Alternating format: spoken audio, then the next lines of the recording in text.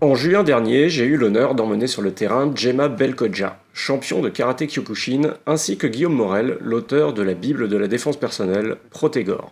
Nous étions accompagnés d'une équipe du magazine Karaté Bushido et la vidéo complète de ces 2 journées sur le terrain est visible sur leur chaîne. Au détour d'un étang, avec Guillaume, nous nous sommes attardés sur différents moyens légers et facilement transportables de rendre une eau potable. Donc là on est au bord d'un étang, c'est justement pour pouvoir purifier de l'eau. On voit que l'eau n'est pas d'une couleur très engageante, qu'il y a des petites choses à la surface. Donc voilà, toute la difficulté sur le terrain, c'est de réussir à rendre une eau potable. En général, la première étape, c'est déjà de la rendre limpide, ce qui ne veut pas forcément dire potable, puisqu'il reste un petit peu de pollution dedans. Donc là, on a un panel de solutions qui peuvent nous permettre de rendre cette eau potable. Tout à droite, une paille filtrante, pour ne pas citer la marque. Ça, c'est super pratique parce qu'il suffit de la plonger et d'aspirer. Il y a une grande partie de la pollution qui est retenue. Techniquement, ça, je partirai jamais en expédition, en trek ou quoi, sans avoir ça dans mon sac à dos.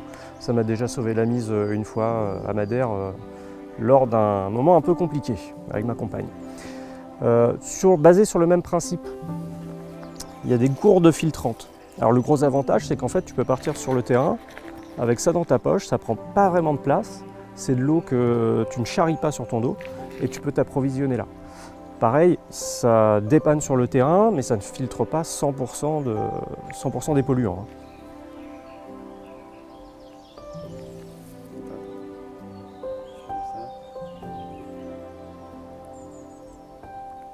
Ce qui pourrait trahir des impuretés, en fait, c'est un goût de terre ou un goût végétal. Aucun goût. Et donc là, tu as l'évolution en quelque sorte de ces systèmes-là, c'est-à-dire que tu as une petite gourde qui est vraiment flexible et la paille filtrante, entre guillemets, c'est vraiment au niveau du boulot. Donc d'un côté, c'est peut-être un petit peu plus pratique parce que là, tu vois, tu n'as pas pu vraiment t'allonger dedans.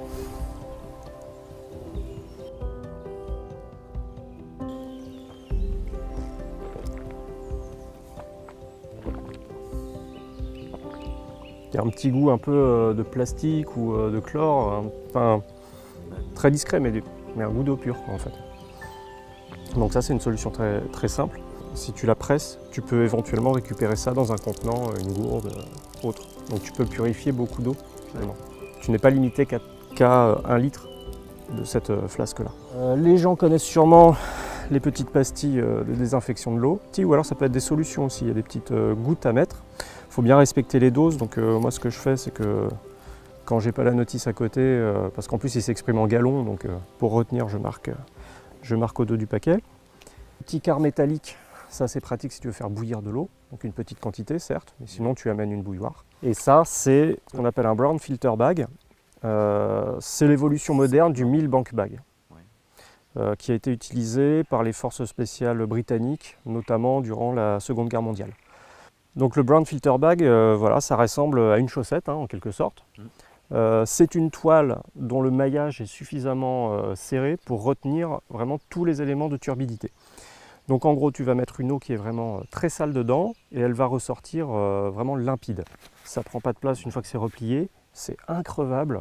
Là, tu peux l'utiliser des années pendant toute ta vie, ça ne posera aucun souci. Première étape, il faut l'activer, c'est-à-dire qu'on va le froisser, le malaxer dans l'eau, même si l'eau est sale, ce n'est pas un souci, pour que la maille s'imbibe d'eau. Ensuite, il va falloir le suspendre et le remplir jusqu'à ras-bord. On va laisser de l'eau s'écouler pour que, le temps que les premières impuretés s'éliminent. L'eau est arrivée à la couture. On va rajouter le contenant en dessous pour récupérer l'eau filtrée. Mais on est d'accord, c'est avec ce contenant-là que j'ai récupéré l'eau du lac. Donc en fait, il est contaminé. Donc une fois que l'eau sera filtrée, on aura une eau limpide, comme j'ai déjà dit, mais il faudra encore rajouter une autre solution pour la rendre potable réellement. Et par la même occasion, on désinfectera la gourde.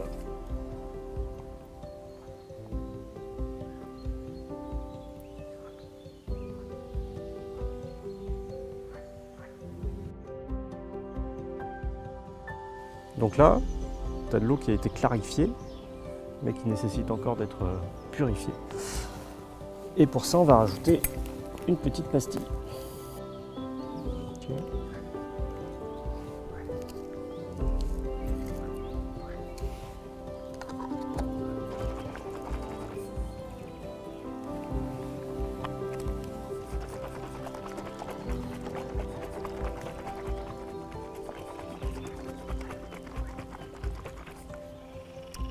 Et là, en gros, il faut attendre une demi-heure encore Ah ouais.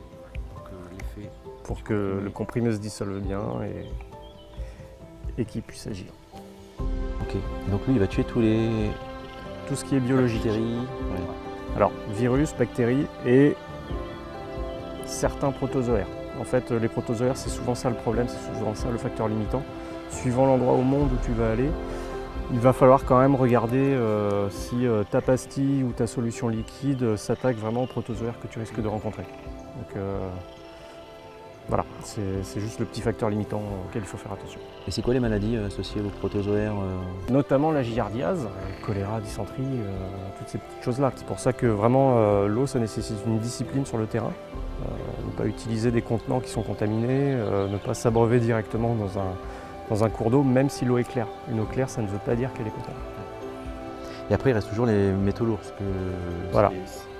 Métaux lourds, pesticides, engrais, ces trucs-là sont très très difficiles à traiter. Il existe des filtres équipés notamment de ce qu'on appelle le charbon actif.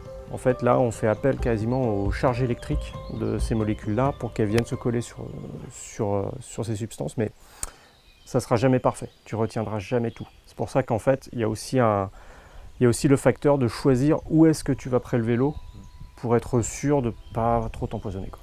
Ouais, donc s'il reste une couleur, en fait, c'est peut-être parce qu'il y a de la tourbe dans l'environnement, ça peut être les huiles du pain là, qui est tombé dans l'eau, mais on est quand même sur une eau qui est vraiment clarifiée. Puis on a rajouté le petit comprimé dedans. Donc. Il y a du goût. Il y a le bon petit goût de chlore. Bon petit goût de chlore. Voir ça. Donc les petites pastilles comme ça, c'est très efficace et surtout c'est léger, ça prend pas de place. Donc quand tu as accès sur le terrain à une eau claire, si tu sais que tu as un cours d'eau, d'une eau limpide ou même, comme dont je te parlais là, à Madère, une levada, tu remplis ta gourde, tu mets le petit cachet, tu fermes, tu marches pendant une demi-heure et normalement tu as accès tout le temps à de l'eau potable, quoi. Très simple. Après il existe d'autres solutions comme des stylos qui projettent des UV. Pareil, il faut que l'eau soit limpide. D'accord. Ça marche. Projeter des UV, d'accord. Après, il y a un autre système aussi, c'est quand tu as une eau claire, toujours pareil, tu exposes tout simplement ta gourde au soleil, mais pendant plus de 6 heures. Donc, et surtout avec un fort ensoleillement. Pas avoir trop soif, quoi. Ouais, c'est ça. Donc sous les tropiques, à l'équateur, ça peut marcher, mais chez nous, bof.